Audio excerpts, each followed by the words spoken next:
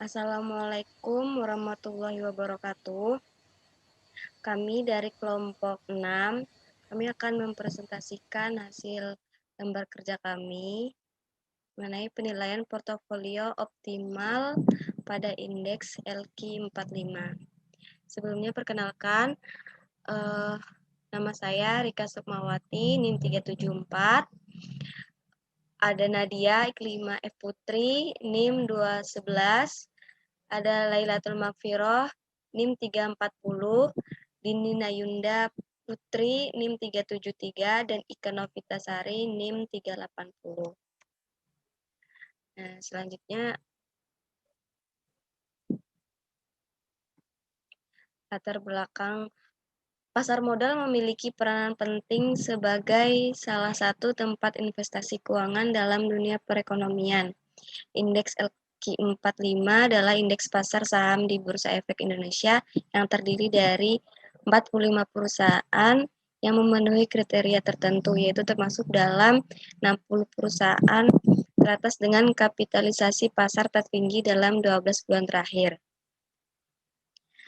Teknik analisis penilaian portofolio optimal dengan menggunakan model indeks tunggal adalah analisis dan sekuritas yang dilakukan dengan membandingkan excess return to beta ERB dengan cut-off rate atau CI dari masing-masing saham. Ada tujuan analisis. Yang pertama, menentukan perusahaan yang paling optimal sebagai objek investasi. Kedua, menganalisis penentuan portofolio yang optimal dengan menggunakan model indeks tunggal. Ketiga, untuk mengetahui proporsi dana yang ditanamkan ke dalam masing-masing saham. 4, untuk mengetahui besarnya return dan resiko dari portofolio optimal yang terbentuk. 5, memberikan penguatan teori terdahulu yang sudah ada sebelumnya. Selanjutnya ada metode analisis. Metode analisis yang digunakan dalam penilaian ini adalah kuantitatif, yaitu model indeks tunggal.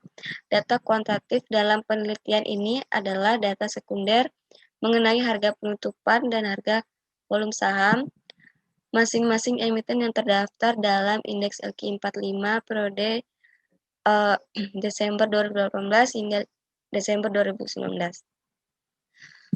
Adapun tahap-tahap yang dilakukan dalam penelitian atau penilaian ada 11. Yang pertama, mengumpulkan data yang dibutuhkan.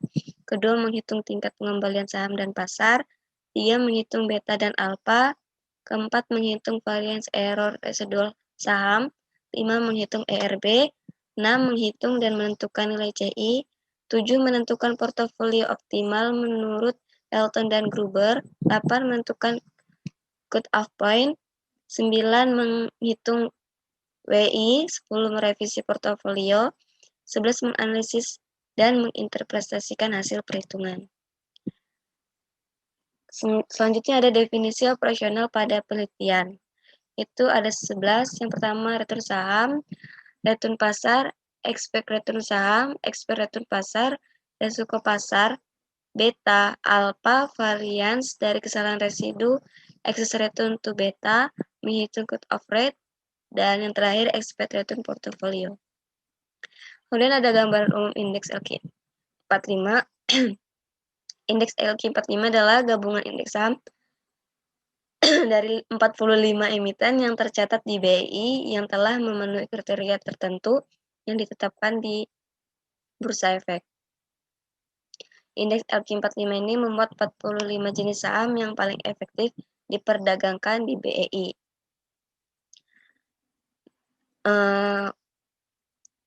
Pada Januari 2005, maka kriteria pemilihan saham yang masuk dalam indeks LQ45 ini juga mempertimbangkan berbagai faktor-faktor sebagai berikut.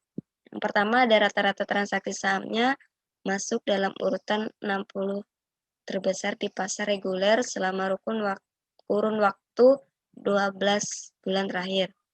2, rata-rata nilai kapitalisasi pasarnya masuk ke dalam jajaran teratas di pasar reguler selama 12 bulan terakhir. 3, jumlah hari perdagangan di pasar reguler. 3, telah tercatat di BI paling tidak selama 3 bulan. 5, memiliki kondisi keuangan dan prospek pertumbuhan yang baik. Juga frekuensi perdagangan dan transaksi pun tinggi di pasar reguler. 6. Saham harus termasuk dalam perhitungan IHSG. Nah, di slide ini ada data-data yang dibutuhkan untuk menghitung volume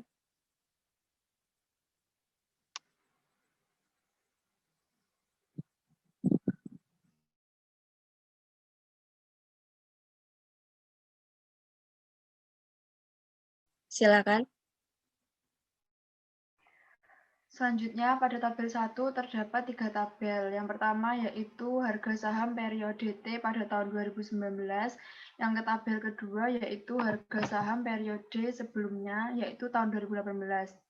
Dan di situ dapat diketahui cara mencarinya, yaitu rumusnya harga saham periode tahun 2019 dikurangi dengan harga saham tahun 2018 dibagi dengan harga saham tahun 2018.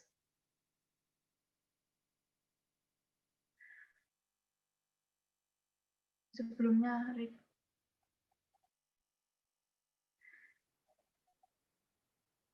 next. Nah, di situ bisa dilihat jumlah, hasil jumlah, dan rata-rata. Pada tabel 2, yaitu perhitungan expected return saham. Di situ ada 3 tabel. Yang pertama ada kode saham, yang kedua tabel aktual return saham, dan itu yang tabel ketiga itu hasil perhitungan dari aktual return saham dibagi dengan jumlah periode.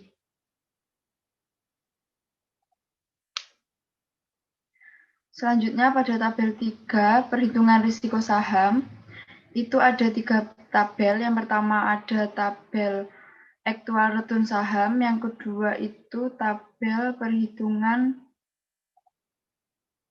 aktual return saham pangkat 2, dan yang terakhir itu perhitungan dari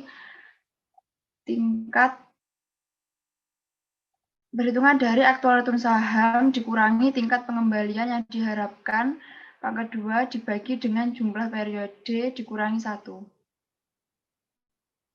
Selanjutnya.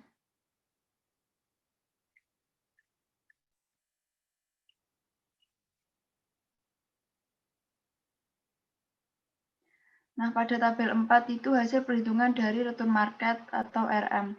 Tabel pertama itu yaitu indeks saham periode T, tabel yang kedua indeks saham periode sebelumnya, dan tabel ketiga itu perhitungan dari indeks saham periode T dikurangi dengan indeks saham sebelumnya dibagi dengan indeks saham sebelumnya. Next. Sebelumnya, di situ dapat dilihat hasil dari jumlah dan rata-rata yang ada pada tabel. Selanjutnya pada tabel 5 yaitu hasil perhitungan expected return market IRM. Terdapat tabel yaitu yang pertama kode saham, yang kedua tabel return pasar, dan yang ketiga itu tabel perhitungan dari return market dibagi dengan jumlah periode.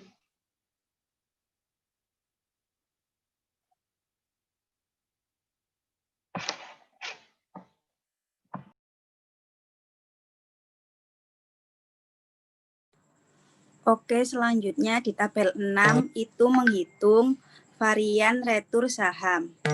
Nah, di tabel 6 ini terdiri dari 3 kolom. Yang pertama itu RM, yang kedua ERM kuadrat, dan cara menghitung varian retur saham yaitu sigma NI sama dengan 1 dikali RM dikurangi ERM kuadrat dibagi N min dikurangi 1. Selanjutnya itu ada tabel 7. Nah, di tabel 7 ini menghitung hasil perhitungan risiko pasar. Di sini terdapat 3 kolom. Yang pertama, RI dikurangi rata-rata RI. Yang kedua, RM dikurangi rata-rata RM. Nah, cara menghitung atau mendapatkan perhitungan risiko saham yaitu RI dikurangi rata-rata RI dibagi dengan RM dikurangi dengan rata-rata RM. Selanjutnya, di tabel ke-8 itu menghitung beta saham. Nah, di sini terdapat kolom resiko pasar, terus OM itu varian retur saham, dan cara menghitung beta yaitu risiko saham dibagi dengan varian retur saham. Selanjutnya, nah tabel ke-9 itu menghitung alfa. Di sini ada kolom ERI dan kolom beta. Cara mendapatkan alfa atau menghitung alfa yaitu ERI dikurangi beta dikali ERM.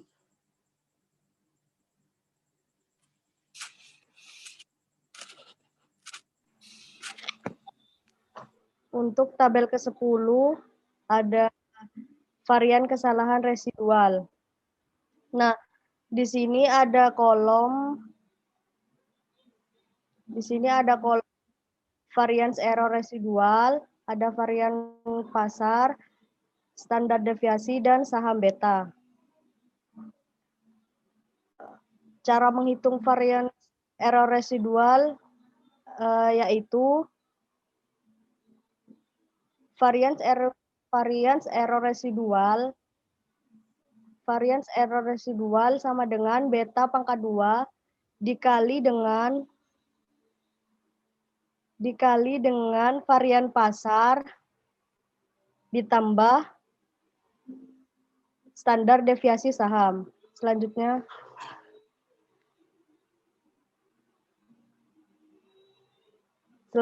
ada excess return to beta atau IRB. Cara menentukan untuk excess return to beta atau IRB sama dengan EI min R BR dibagi beta. Di mana keterangannya ini untuk tabel 11 ERB itu excess return to beta individual, ERI itu expected return saham, RBN return aktivitas bebas resiko, dan beta saham. Next sudah itu. Terus di tabel 12 ada nilai AI dan BI. Untuk cara menghitung cut off rate atau CI, AI sama dengan ERI min RBR dikali BI dibagi dengan koefisien saham pasar. BI sama dengan BI dibagi koefisien pasar saham. Selanjutnya,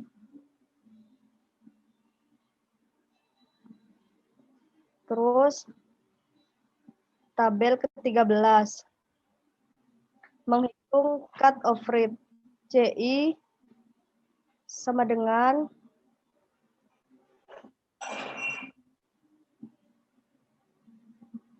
varian pasar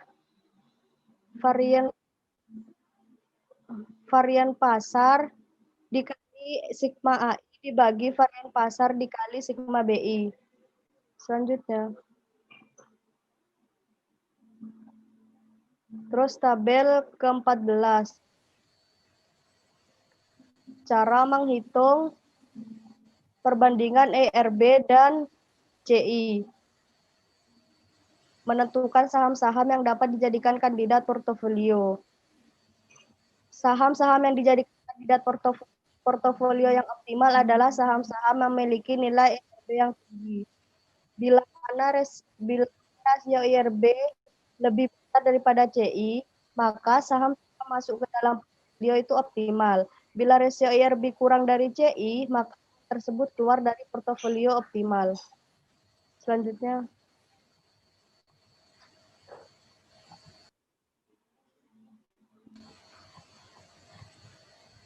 Selanjutnya ada menentukan cut-off point. Nah, cut-off point ini digunakan untuk menentukan pada batas nilai ERB berapa yang dapat dijadikan batasan untuk menentukan kandidat portofolio optimal. Nilai cut-off point ini adalah nilai CI yang terbesar, seperti yang telah disebutkan pada baris terakhir tabel 13. C bintang tadi didapatkan sebesar 1,2358, maka ERB-nya ada pada saham JPFA, yaitu 0,00105. Seperti yang sudah dilihat pada tabel, setelah membandingkan nilai ERB dan cut-off point, terdapat 26 emiten yang termasuk dalam kandidat portofolio optimal. Sementara 19 emiten lainnya tidak dapat menjadi kandidat dalam portofolio optimal karena nilai ERB-nya lebih kecil dari cut-off point. Next. Selanjutnya ada menghitung besarnya proporsi dana atau WI saham terpilih yang menjadi kandidat portofolio. WI ini diperoleh dari ZI dibagi jumlah dari ZJ, di mana ZI sendiri adalah beta saham dibagi varians dari saham, dikali ERB kurangi cut-off point. Next. Selanjutnya, setelah itu kita merevisi portofolio. Portofolio optimal dapat menjadi tidak optimal lagi karena terdapat beberapa perubahan kondisi emiten, kondisi industri, dan kondisi ekonomi makro. Perubahan tersebut pada akhirnya akan mempengaruhi return dan risiko saham yang selanjutnya juga akan mempengaruhi return dan risiko pasar. Setelah melakukan perhitungan, kita akan menganalisis dan menginterpretasikan hasil. Nah, dalam pemilihan saham-saham yang akan dimasukkan dalam suatu portofolio, perlu adanya suatu kriteria tertentu. Pada model indeks tunggal, langkah pertama yang harus dilakukan adalah menghitung nilai ERB masing-masing saham. Dalam menghitung ERB, dibutuhkan tingkat pengembalian bebas resiko. Nah, tingkat pengembalian bebas resiko dapat kita lihat di BI 7-day repo rate tahun 2019 yang bernilai 5%. Berdasarkan tabel 14 dapat diketahui bahwa 9 saham yang nilai ERB-nya tidak termasuk dalam kandidat portofolio optimal. Artinya dari 45 saham, sebanyak 36 saham memenuhi kriteria kandidat portofolio optimal, yaitu ERB lebih besar atau sama dengan CI. Nah, setelah membandingkan ERB dan CI, diperlukan sebuah titik pembatas atau cut-off point yang menentukan batas nilai ERB berapa yang dapat dijadikan batasan untuk menentukan kandidat portofolio optimal. Cut-off point tadi terdapat pada tabel 13 yang ERB-nya pada saham JPFA senilai 0,0015. Setelah diketahui nilai dari batasan ERB, maka selanjutnya adalah membandingkan nilai tersebut dengan nilai ERB masing-masing saham. Nah, data menunjukkan dari 45 saham yang diteliti, 26 saham memenuhi syarat menjadi kandidat portofolio optimal. Langkah terakhir adalah menentukan proporsi dana WI saham terpilih yang menjadi kandidat portofolio. Dari tabel 17 dapat diketahui bahwa saham dengan proporsi dana terbesar bernilai 0,36137, yaitu pada kode saham SMGR milik PT Semen Indonesia Persero Tbk. Resiko individual SMGR sendiri yaitu min 0,28604743. Next. Next.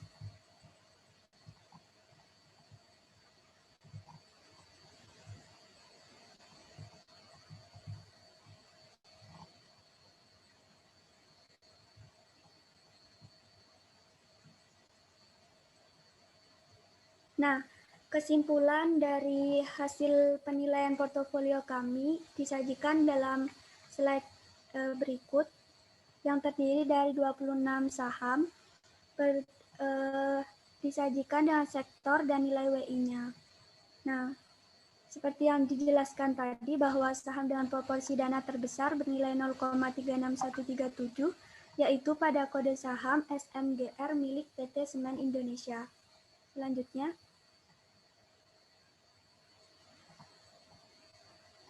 untuk rekomendasi, kandidat saham yang telah disebutkan di atas dapat digunakan investor untuk menentukan pilihan dalam membentuk portofolio optimal.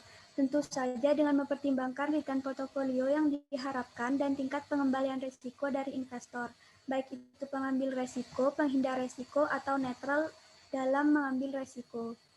Dalam melakukan beberapa investasi, sebaiknya investor menginvestasikan dananya tidak hanya dalam satu saham saja, tetapi dalam beberapa saham dengan sektor yang berbeda dan tidak memiliki hubungan hulu hilir, sehingga investor dapat meminimalisir risiko yang mungkin ditanggung.